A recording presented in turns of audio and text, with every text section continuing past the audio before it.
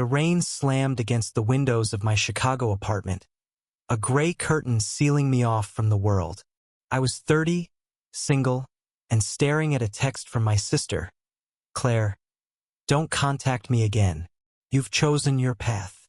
Her words cut deeper than the November wind howling outside, each syllable a blade slicing through the bond we'd shared since childhood.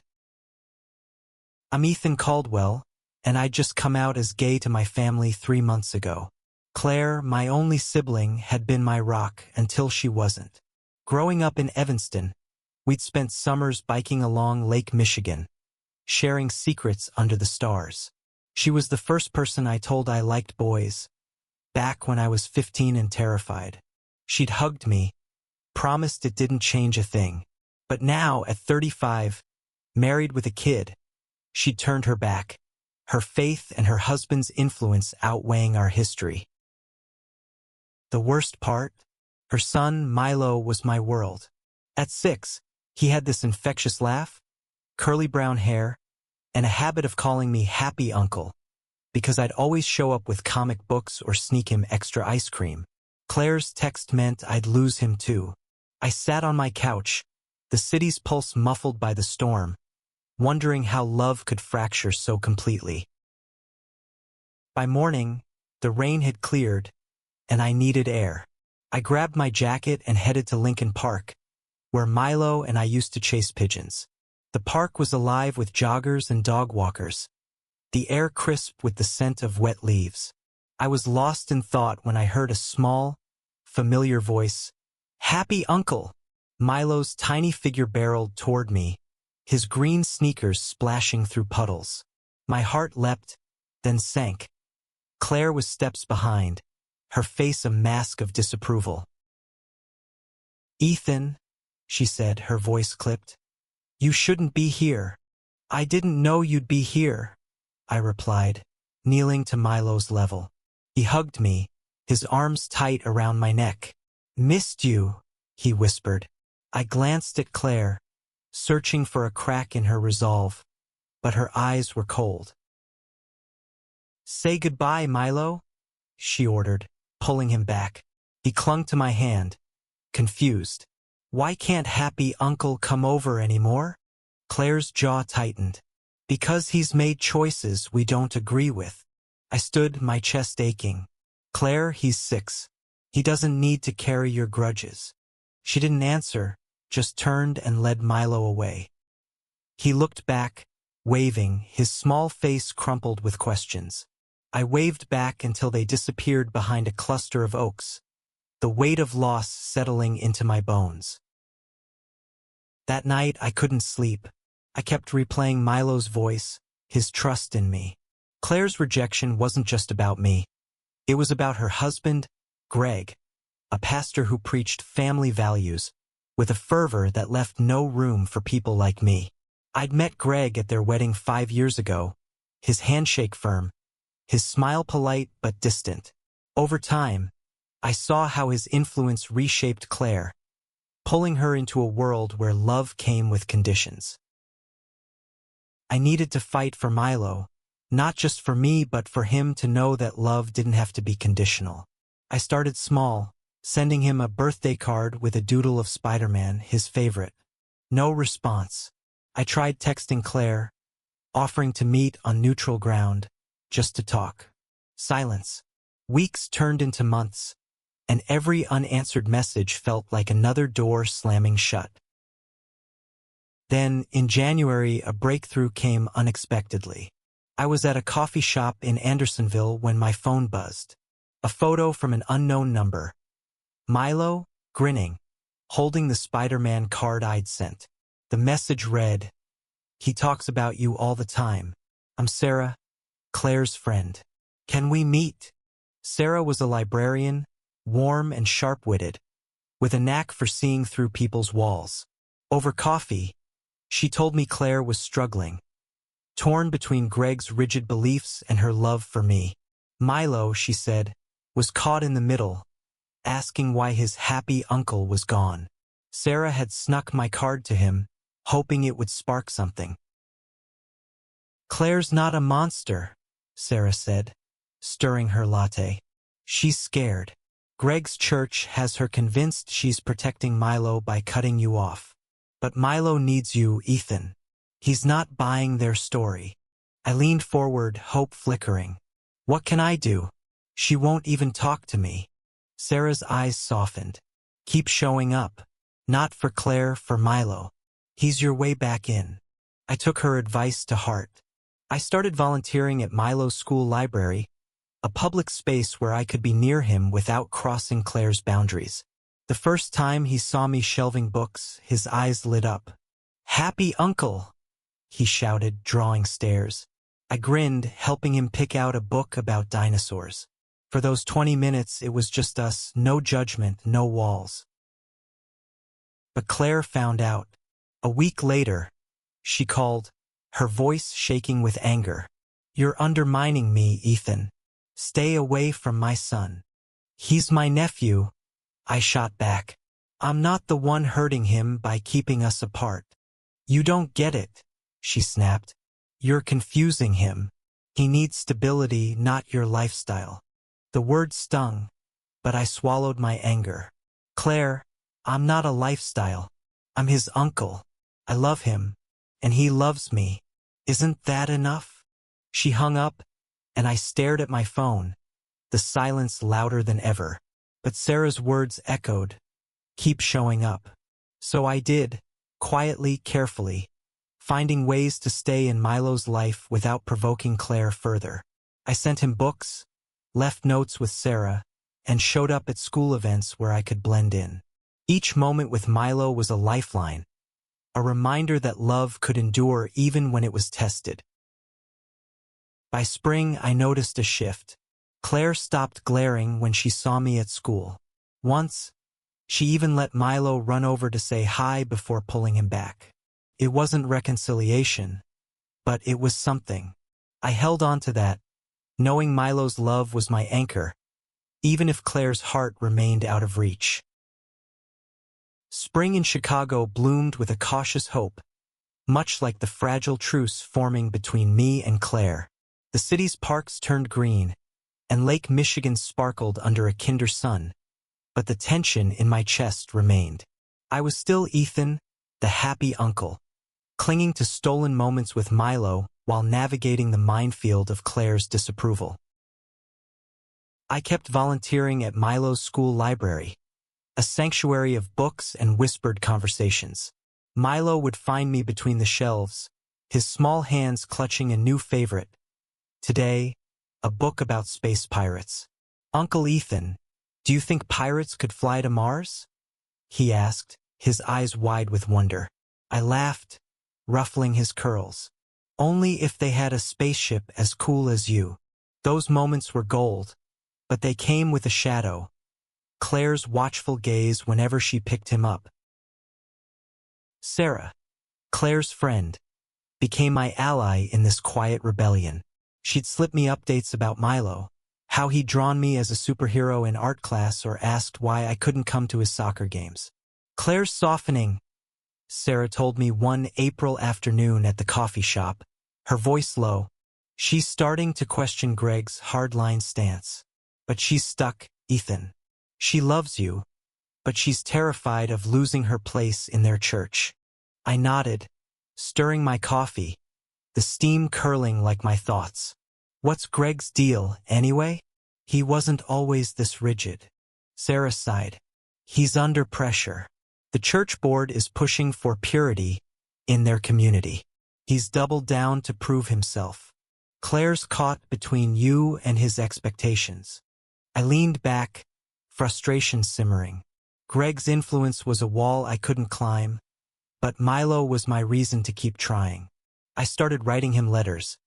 Not just cards, but real letters, filled with stories about our old adventures and promises of new ones. I'd give them to Sarah, who'd sneak them to Milo. One day, she texted me a photo of him reading one, his smile brighter than the Chicago skyline at dusk. But the delicate balance shattered in May. I was at a school fair, manning a book stall, when Claire stormed up, her face pale with fury. "You're sending him letters?"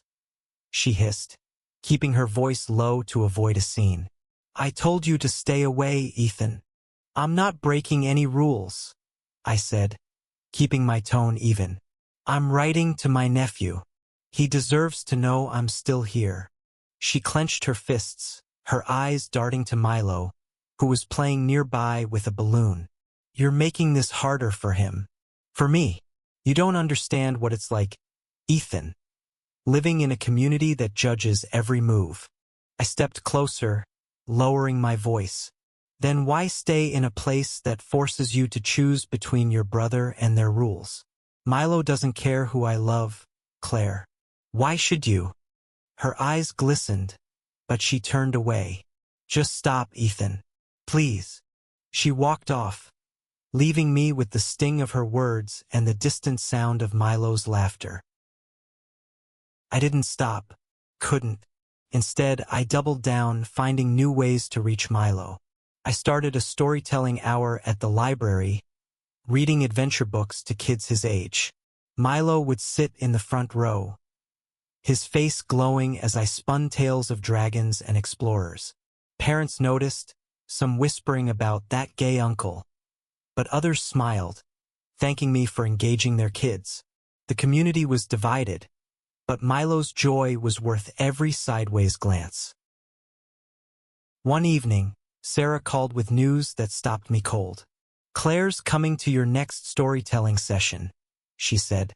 She didn't say why, but she's bringing Milo. Be ready. My heart raced. Was this a confrontation or a step forward?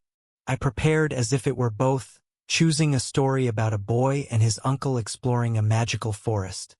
A subtle nod to me and Milo. When the day came, the library was packed with kids and parents, the air buzzing with excitement.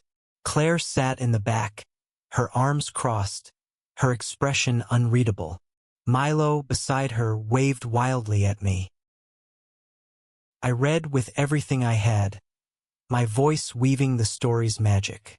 Milo laughed at the funny parts, gasped at the twists, and when I finished, he clapped louder than anyone.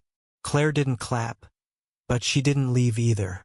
After the session, Milo ran up, hugging me. "That was the best story, happy uncle." Claire approached, her steps hesitant. "You're good with him," she said quietly, almost to herself. "He loves you." "I love him too," I replied, holding her gaze.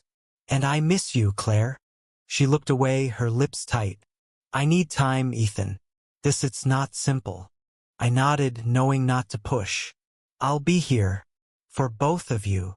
She took Milo's hand and left, but her words lingered, a crack in the wall she'd built. I clung to that hope, knowing every step toward her was a step toward keeping Milo in my life. The city hummed around me, its rhythm a reminder that change, like spring, could come slowly but surely. Summer arrived in Chicago, painting the city in bold strokes of sunlight and lakefront breezes. I was still navigating the fragile thread connecting me to Milo, my 6-year-old anchor in a sea of uncertainty. Claire's brief words at the library, her admission that Milo loved me, had sparked a cautious optimism, but her silence since then kept me on edge. I kept up my routine, volunteering at the school library and hosting storytelling hours. Each session was a chance to see Milo, to catch his grin as he listened to tales of knights or astronauts. But Claire's presence was sporadic, her appearances at the library unpredictable. Sometimes she'd linger, watching me with an unreadable expression. Other times, she'd whisk Milo away without a word. I learned to live for the moments when Milo's small hand slipped into mine, his trust unshaken by the adult tensions swirling around us. Sarah remained my lifeline, feeding me scraps of insight about Claire's world.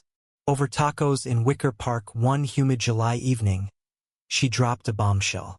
"Claire's been fighting with Greg," she said, her eyes serious. "He wants her to pull Milo from the school entirely because of you. He thinks you're a bad influence." I nearly choked on my drink. A bad influence? I read kids' books and sneak him candy. What's next? banning ice cream trucks. Sarah smirked, but her tone stayed grave. Greg's doubling down. The church is planning a big family values conference, and he's pushing Claire to publicly support it. She's torn, Ethan. She's starting to see how his rules are hurting Milo. I leaned back, the city's hum fading as I processed her words. So what do I do? Keep showing up and hope she comes around. Exactly, Sarah said. But be careful. Greg's watching you too. He's not happy about your library gigs. Her warning stuck with me. I started noticing unfamiliar faces at my storytelling sessions. Men in crisp shirts, their eyes lingering too long. One even approached me after a reading, asking pointed questions about my intentions with the kids. I brushed him off, but the encounter left a chill. Greg's influence was a shadow creeping closer. Despite the tension, I found solace in Milo's unwavering affection. One August afternoon, he showed up at the library with a drawing. Me as a superhero, complete with a cape labeled, "Happy Uncle." "It's for you," he said, his voice shy but proud. I hugged him, my throat tight. "This is the best gift ever, buddy." Claire was there that day, standing by the door. She saw the drawing, her expression softening for a split second before she called Milo over. As they left, she glanced back at me, her eyes holding something new. Guilt, maybe, or regret. It was fleeting, but it fueled my resolve. I decided to take a risk. I wrote Claire a letter, not for Milo but for her. I poured out everything. My hurt, my love for her and Milo, my refusal to let their church define me. I ended it with a plea. "We're family, Claire. Milo deserves us both. Don't let Greg's fear take that away." I gave it to Sarah to deliver, hoping it would reach her heart. Days later, Sarah called, her voice urgent. "Claire read your letter." She cried, "Ethan, she's coming to your next storytelling session, and she wants to talk afterward." My pulse raced. This was it, a chance to bridge the gap. I spent the next day preparing, choosing a story about a family overcoming differences to save their home. The library was packed when the day came, kids sprawled on the carpet, parents lining the walls. Claire sat in the back with Milo, her face tense but open. Milo waved, clutching his dinosaur book. I read with passion, the story's themes of unity echoing my hopes. When I finished, the kids cheered, and Milo ran up, hugging me. Claire approached slowly, her hands clasped tightly. "Can we talk outside?" she asked, her voice low. We stepped into the courtyard, the summer air warm and heavy. Milo played nearby, chasing butterflies. Claire took a deep breath. "Your letter, it hit me hard, Ethan. I've been wrong. Not about everything, but about you. I miss you." I swallowed, my heart pounding. "I miss you too. But why now? What's changed?" She glanced at Milo, her eyes softening. "He's happier with you in his life. I see it. Greg's rules, they're suffocating him. And me." I stepped closer, cautious. "Does this mean I can see him? Be his uncle again?" She nodded, tears brimming. "Yes, but it's not simple. Greg's not going to like this. I need time to figure out how to handle him." I reached for her hand, squeezing it gently. "Take all the time you need. I'm not going anywhere." She squeezed back, a small smile breaking through. It wasn't a full reconciliation, but it was a start. A crack in the wall wide enough for hope to slip through. As we walked back to Milo, the city's pulse felt lighter, like a heartbeat finding its rhythm again. Fall swept into Chicago, the city ablaze with crimson and gold leaves, mirroring the cautious warmth growing between me and Claire. Our courtyard talk had cracked open a door, but it wasn't wide open yet. I was still Ethan, the happy uncle, navigating a delicate truce while Greg's shadow loomed large.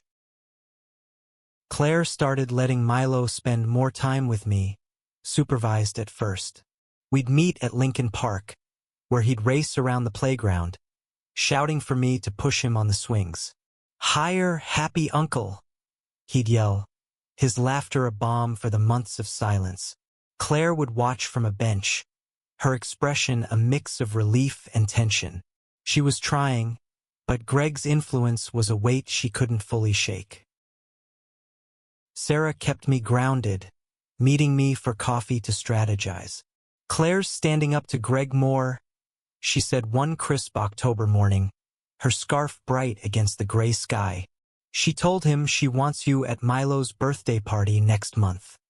He wasn't happy, but she didn't back down. I raised an eyebrow, hope battling skepticism. "She's inviting me to Milo's party? At their house?" Sarah nodded. "It's a big step, but be ready. Greg's not going to make it easy." I spent the next weeks preparing, not just for the party but for what it meant. Milo's 7th birthday was a chance to reclaim my place in his life, maybe even in Claire's. I picked out a gift, a model rocket kit, something we could build together, and wrote a card promising a day at the planetarium. The day of the party, I arrived at Claire's suburban house in Evanston, my stomach in knots. The front yard was festive, with balloons and a bounce house, kids running wild. Milo spotted me and sprinted over, tackling me with a hug. "You came, happy uncle?" Claire greeted me at the door, her smile tight but genuine. "Thanks for coming, Ethan." Greg stood behind her, his face a mask of forced politeness. "Ethan," he said, his handshake stiff, "let's keep this about Milo." I nodded, biting back a retort. The party was a whirlwind of cake and games, Milo's joy infectious. I helped him open my gift, his eyes lighting up at the rocket kit. "Can we build it now?" he begged.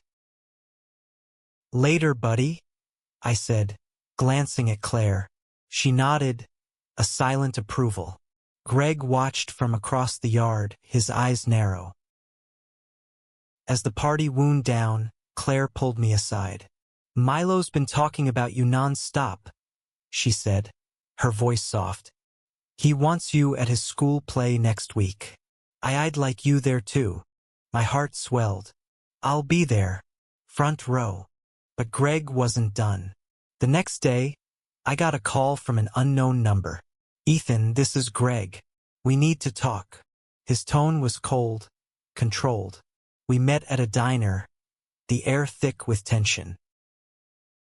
"I know you love Milo," he said, his coffee untouched. "But you're confusing him. Your lifestyle. It's not what we want for our son." I leaned forward, keeping my voice steady. "My lifestyle is being a good uncle, loving Milo, supporting Claire. What's confusing about that?" He clenched his jaw. "You know what I mean. The church has standards. Claire's under enough pressure without you complicating things." "Complicating things?" I snapped. "I'm her brother, Milo's family. You're the one making this harder than it needs to be." He stood, his face hard. "Stay away from my family, Ethan, or I'll make sure you regret it." The threat hung in the air as he left, but I wasn't backing down. The school play was days away, and I'd promised Milo I'd be there.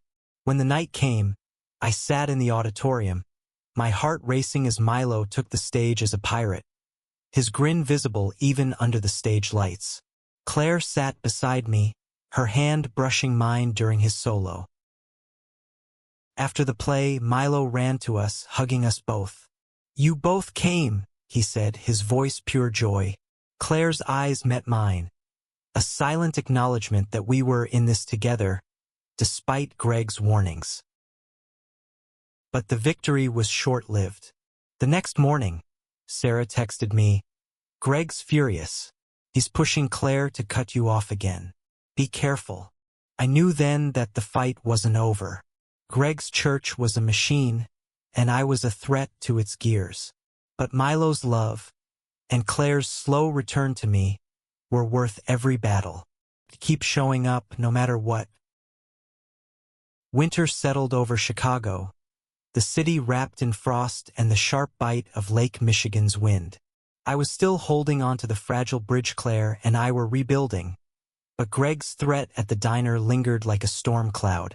Milo remained my North Star, his unwavering love a reminder of why I couldn't give up.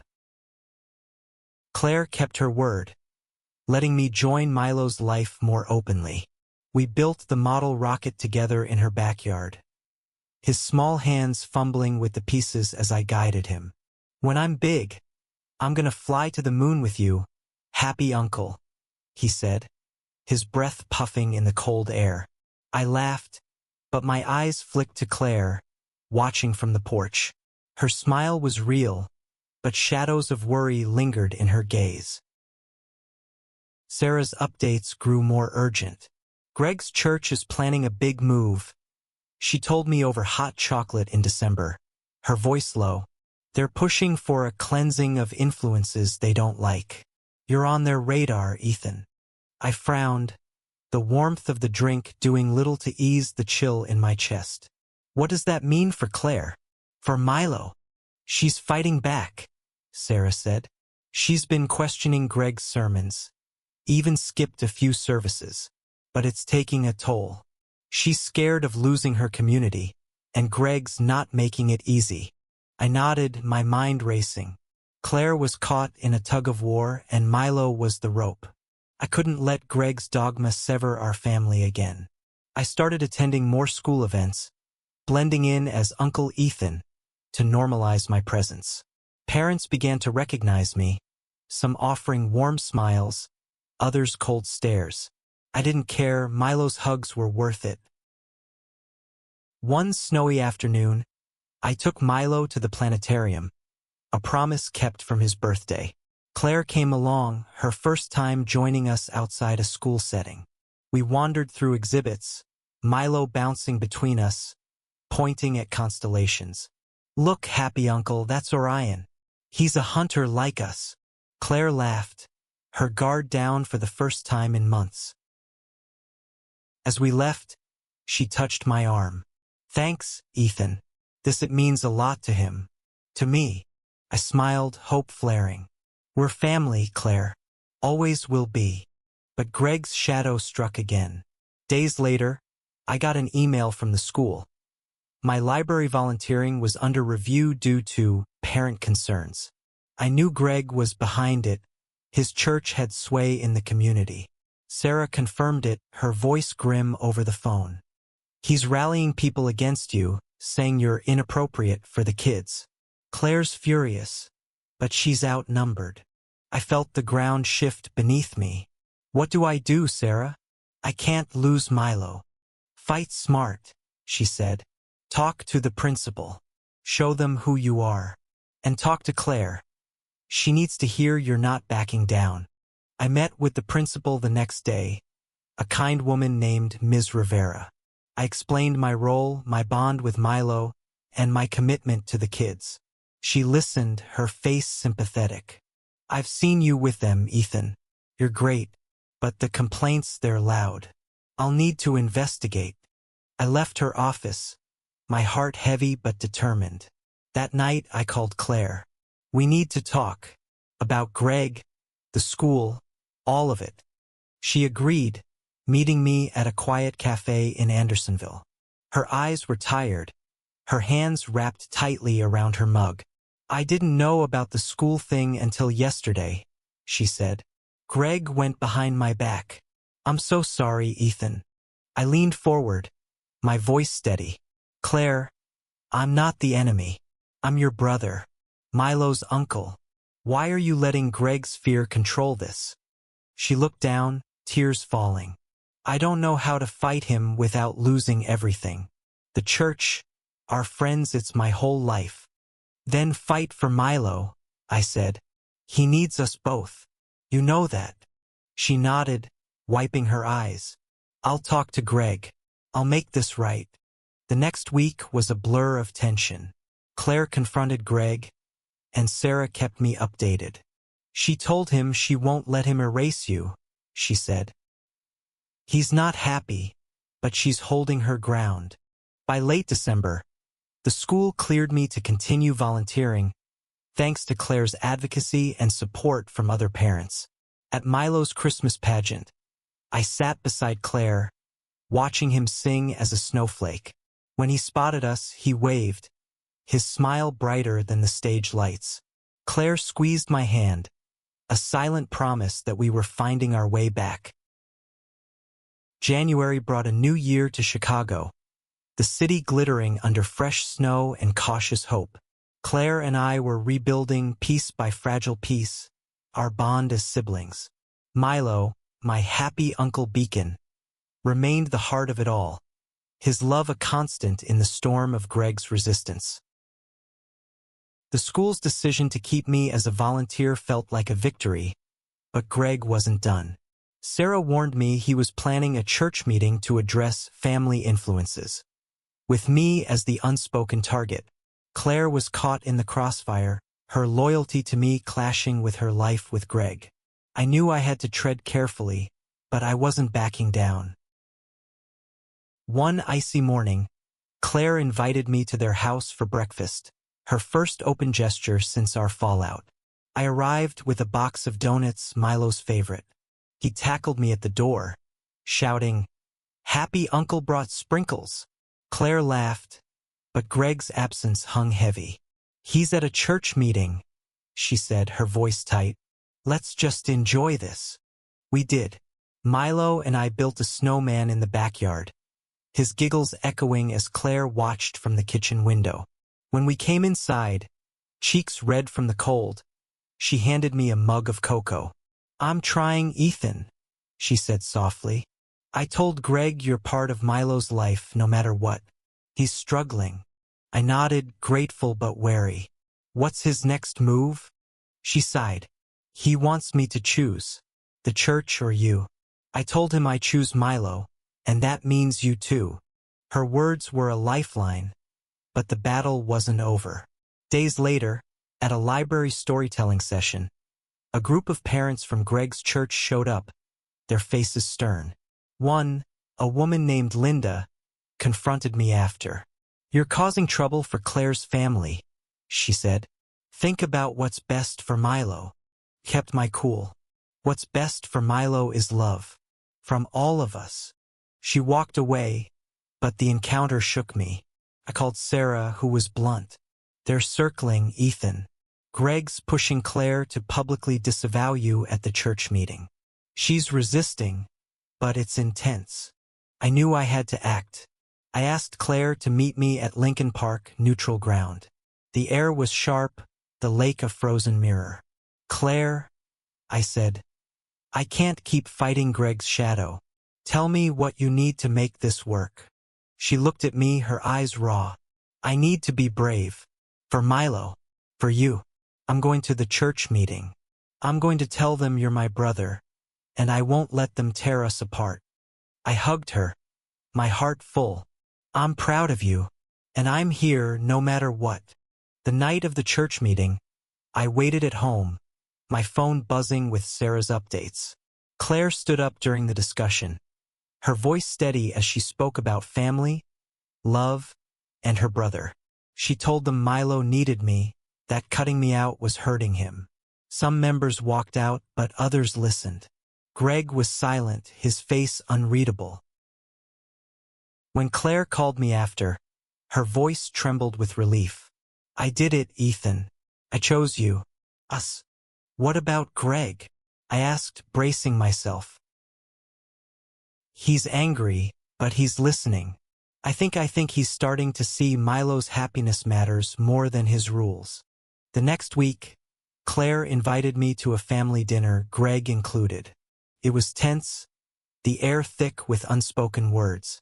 But Milo filled the silence, chattering about school and rockets. Greg said little, but he didn't glare. When I left, he nodded at me, a small gesture but a start. Spring returned, and with it, a new rhythm. Claire and I grew closer, planning outings with Milo, picnics, museum trips, moments that rebuilt our bond. Greg remained distant, but he stopped fighting my presence. One day, at a park, Milo ran to me, holding a stick he'd carved with "Happy Uncle" in wobbly letters. "It's for you," he said, "so you know I love you." I knelt, hugging him, my eyes stinging. Claire joined us, her arm around my shoulders. "We're family," she whispered. "Always." The city bloomed around us, its heartbeat steady and strong. Love hadn't been easy. It had been a fight, a journey through pain and fear. But Milo's laughter, Claire's embrace, and the quiet hope of a new beginning proved it was worth it. Family, I learned, wasn't just given. It was chosen, fought for, and held tight no matter the cost.